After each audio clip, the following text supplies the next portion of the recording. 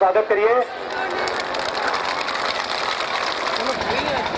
है जिनके घर में शराब लेता है और उसके द्वारा जो भी शराब का इफेक्ट होता है उनके शारीरिक रूप से विकृत होते जाते हैं।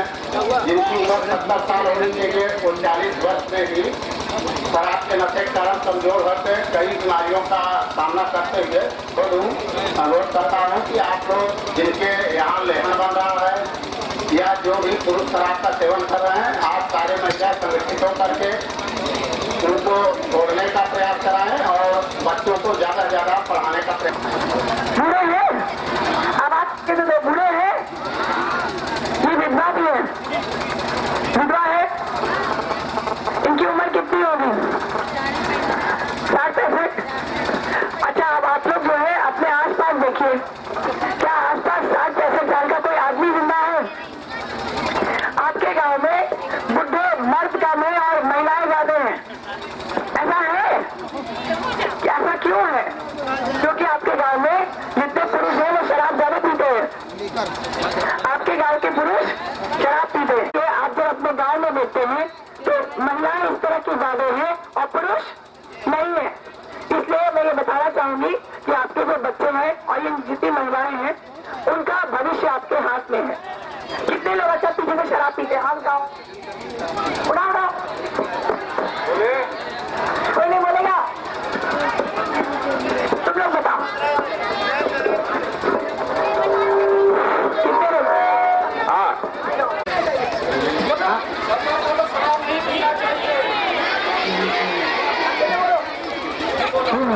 शराब नहीं पीने चाहिए। आप सुनो, सब लोग बोलिए कि शराब नहीं पीने दे, बोलिए एक मिनट, अच्छे की बात नहीं है। समझ लो, हमारे जिलाधिकारी और जिला महोदय से अनुरोध है मेरा कि हमारे झारू जनजाति में मतलब योजना चल रही, सरकार की योजना, उसकी देखिए हमारे बीच में राजकुमारी जी ने पूछा था कि हम थारू के लिए क्या योजनाएं चल रही हैं और जिलाधिकारी महोदय ने क्या प्रयास कर रहे हैं इस क्षेत्र में। मैं चाहूंगा कि हमारे बीच में जिलाधिकारी महोदया बैठी हुई हैं और इस संबंध में प्रकाश डालने तक।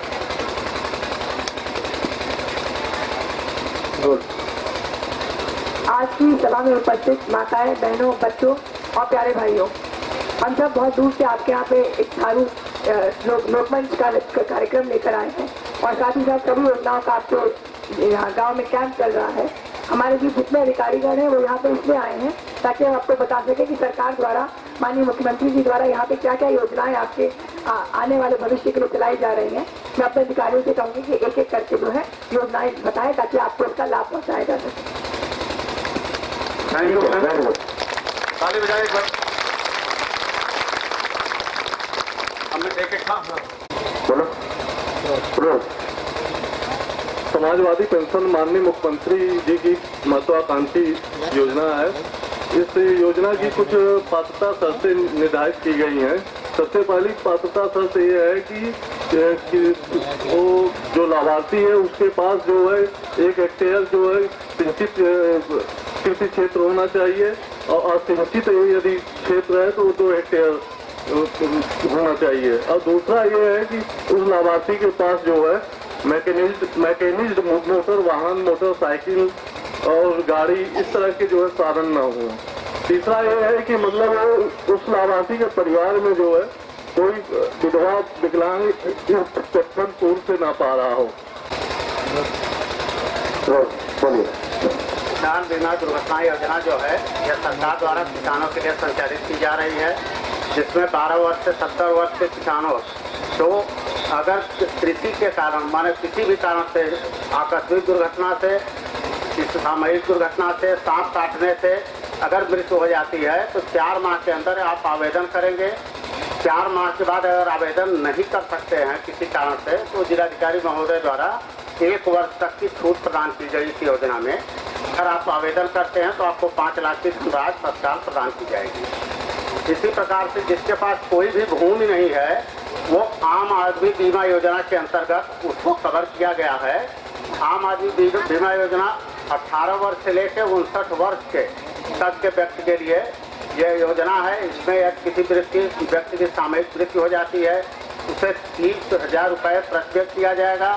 अगर असामयिक दुर्घटना द्वारा हो जाती है तो उसे 75,000 रुपया दिया जाएगा।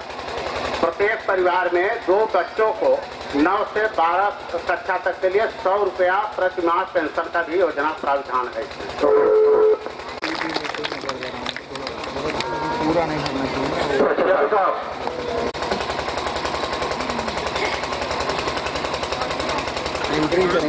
शौचालय की समस्या के विषय में कुछ महिलाएं बता रही थी, माताएं बहनें हमारी। इस संबंध में यहाँ के खंड विकास अधिकारी जी से अपेक्षा है कि वो आप लोग को कैसे शौचालय की सुविधा उपलब्ध कराई जाए, इस संबंध में वो विस्तृत प्रकाश डालेंगे और हमारे इस संबंध में जो भी कार्य कर रहे हैं वो उस पर बताएंगे। क्षेत्रों में ऐसे परिवारों को 5 श्रेणियों में विभक्त किया गया है। इनकी श्रेणी है अनुसूचित जनजात, अनुसूचित जात, विकलांग, विधवा और ऐसे हैंडीकैप परिवार हैं। इनको हम और इंदिरा आवास या लोहिया आवास के पात्र लाभार्थी, इनको हम शौचालय की सुविधा देते हैं और एक शौचालय है 12,000 रुपये मुहैया कराया जाता है, जिसमें उनके शौचालय पूर्ण हो जाता है। तो इसके साथ शौचालय में हम जो शौचालय हमारे 2 योजनाओं से आते हैं, एक स्वच्छता स्कीम के अंतर्गत जिसमें 12,000 रुपये मिलते हैं, दूसरे में मनरेगा द्वारा भी हम देते हैं 4,500 रुपये। और मैं जिलाधिकारी महोदया ने इस थारू जनजात क्षेत्र के लिए प्रत्येक परिवार के लिए शौचालय की सुविधा उपलब्ध कराने का बीड़ा उठाया है, ये निर्देश दिया है। और प्रथम चरण में इस 8 गाँवों में सभी लोगों के घरों में शौचालय बनाए जाएंगे और सभी लोग, मैं बता दूं क्योंकि आप सभी लोग अनुसूचित जनजाति के हैं, इसलिए आप सभी लोग शौचालय के पात्र हैं। कोई भी परिवार शौचालय से वंचित नहीं रहेगा, सभी को शौचालय की सुविधा उपलब्ध कराई जाएगी। आप सब लोग सामने किसान भाइयों, बड़े हर्ष का विषय है कि इस गोष्ठी के माध्यम से हम कृषि विभाग की संचालित योजनाएं आपके बीच में किसान पारदर्शी योजना के माध्यम से संचालित हैं। किसान पारदर्शी योजना सरकार की बहुत महत्वाकांक्षी योजना है और प्रदेश में सबसे पहले कृषि विभाग द्वारा ये इस योजना को ऑनलाइन कर दिया गया है। सभी किसान बंधुओं को इस योजना के तहत रजिस्ट्रेशन कराना अनिवार्य है। जब किसान भाई रजिस्ट्रेशन करा लेंगे तो उसके अंतर्गत उनको एक कोड अलॉट हो जाता है, जिसके आधार पर उनका रजिस्ट्रेशन हो जाता है। फिर वही किसान भाई जब मेरे बीज भंडार पर या खाद लेने के लिए कहीं जाता है या यंत्र लेने के लिए जाता है या सोलर पंप लेने के लिए जाता है तो उसको टोकन के आधार पर उसको प्रथम पावत के सिद्धांत पर माननीय मुख्यमंत्री जी ने व्यवस्था दी है, जिसके अंतर्गत सभी किसानों की सब्सिडी RTGS के माध्यम से उनके खाते में चली जाती है। मेरा सभी किसान बंधुओं से अनुरोध है कि हमारे यहाँ 8 ऑपरेटर हर गाँव में लगे हुए हैं और हम लोग रजिस्ट्रेशन करा रहे हैं। सरकार की महत्वाकांक्षी योजना, इसका आप लाभ तभी ले सकते हैं जब अपना आप रजिस्ट्रेशन कराएंगे। रजिस्ट्रेशन के लिए आवश्यक है कि आपके पास आपका एक ID प्रूफ होना चाहिए, आपका बैंक का अकाउंट नंबर जो फर्स्ट पेज है उसमें आपका IFSC कोड हो और दूसरा आपकी खतौनी है। लघु और सीमांत कृषक जिसमें 2 हेक्टेयर तक हम लोग बीज अनुदानित दरों पर देते हैं। इसी तरह बीज के साथ साथ हम लोग उपकरण देते हैं, रोटावेटर देते हैं, पंप सेट देते हैं, सोलर पंप देते हैं, जो हमारी कृषि की लागत को कम करती है। और यहाँ एक थारू क्षेत्र ऐसा क्षेत्र है जहाँ कृषि की खेती को बहुत से ज्यादा बढ़ावा दिया जा सकता है। इसके साथ साथ हम फसल बीमा के बारे में किसान बंधुओं से अपील करेंगे कि आप अपनी फसलों का बीमा अवश्य कराएं। जो जोखिम भरा मौसम होता है जिससे किसान की क्षति फसलों की होती है और वो बेचारा बहुत परेशान होता है। ये सरकार द्वारा 2002 से योजना चल रही है।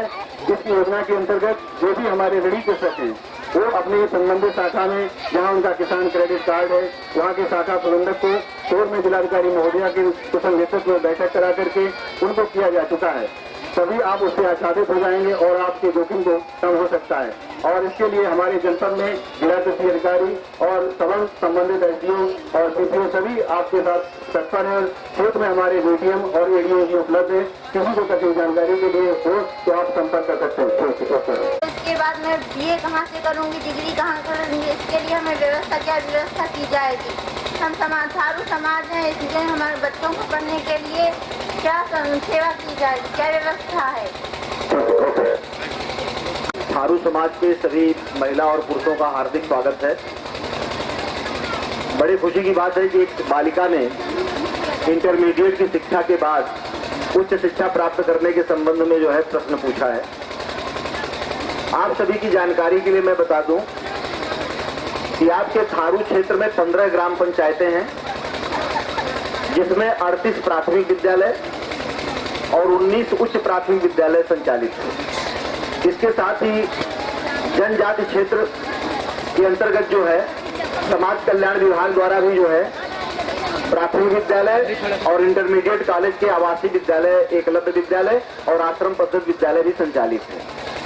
एक चीज और आपकी जानकारी के लिए बता दूं कि अभी बड़ी खुशी की बात है कि माननीय जिलाधिकारी महोदया के प्रयास से एक विद्यालय हमारा उच्चीकृत हो गया है और बालिकाओं को राजकीय इंटर कॉलेज जो है शिक्षा प्राप्त करने के लिए इस क्षेत्र में मिल गया है। जो है अब बालिकाएं राजकीय इंटर कॉलेज में शिक्षा प्राप्त करेंगी। जहां तक बालिका का प्रश्न है, यह प्रश्न हम सभी के लिए विचारणीय है। माननीय जिलाधिकारी महोदया भी पिछले कई माह से इस पर चिंतित रही और बार बार ये पूछती रही हैं।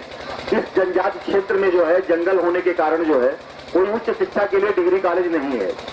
अभी पिछले दिनों जो है माननीय जिलाधिकारी महोदया के प्रयास से इसी थारू क्षेत्र की जो है 20 बालिकाएं जो है ओरछा में तारा ग्राम मादल ग्राम है, वहां भ्रमण पर जा रही थी। उन्हें माननीय मुख्यमंत्री महोदय ने जो है हरी झंडी दिखा करके रवाना किया था और वहां पर जिलाधिकारी महोदया द्वारा जो है यह बात उठाई गई थी कि यह विद्यालय यहाँ पर नहीं है। तो माननीय मुख्यमंत्री महोदय ने सहर्ष स्वीकृति दी है इस थारू क्षेत्र में जो जनजाति क्षेत्र है और जहां पर डिग्री कॉलेज नहीं है उच्च शिक्षा प्राप्त करने के लिए, वहां पर जल्द ही जो है डिग्री कॉलेज खोलने की व्यवस्था की जा रही है। तो ये सभी के लिए, हम सभी के लिए बहुत ही खुशी की बात है और पूरे थारू क्षेत्र के लिए और इस जनजाति क्षेत्र के लिए बहुत खुशी की बात है। और हम सभी लोग जो है जल्द ही जो है माननीय मुख्यमंत्री महोदय के निर्देशन में और जिलाधिकारी महोदय के जो है प्रयास से इस क्षेत्र में डिग्री कॉलेज की स्थापना की जाएगी। जो धन्यवाद। दिवाली आने वाली है और कल दशहरा है। हम सभी जो जिला स्तर अधिकारी हैं माननीय मुख्यमंत्री जी के निर्देश में थारू दीपावली मनाने आए हैं। इसमें जो है विभिन्न विभाग के जितने भी अधिकारी हैं, हम लोग ने यहाँ पे पिछले 4 दिन से कैंप कर रखा है और अगले 6 दिन तक कैंप करेंगे। आप सभी को बताना चाहूंगी कि आप सभी के लिए यहाँ पे स्वास्थ्य का शिविर लगा हुआ है। उसमें कई लोग गए हैं और आप लोग में से कई लोग जाने वाले हैं। जो इसमें सुविधाएं दी जा रही है वो ब्लड टेस्ट की सुविधाएं हैं। आप सभी को खून की जांच के लिए बहुत दूर जाना पड़ता था, इसके लिए हम लोग ने यहीं पे खून की जांच की व्यवस्था कर दी है। आप लोग ने ये भी कहा था कि आपको अल्ट्रासाउंड कराना है, अल्ट्रासाउंड की मशीन भी यहाँ पे है, समस्त डॉक्टर है, महिला डॉक्टर है और कल एक बहुत बड़ी डॉक्टर यहाँ पे आ रही है। और इसके अलावा शिक्षा विभाग ने MDM अच्छे से देने की, टीचर की ट्रेनिंग की, बच्चों की पढ़ाई की, हम लोग सभी योजना यहाँ पे ले आए हैं। समाजवादी पेंशन के सारे फॉर्म भरवाए जा रहे हैं, विधवा पेंशन के फॉर्म भरवाए जा रहे हैं। राजस्व विभाग के जैसे सामने बताया 2 महत्वपूर्ण योजना होती है, कृषक दुर्घटना बीमा और आम आदमी।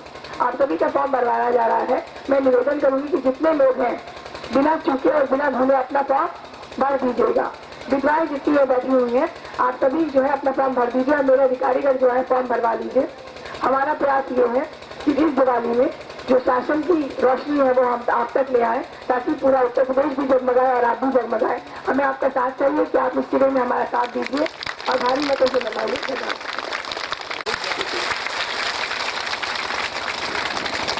बजाते रहिएगा।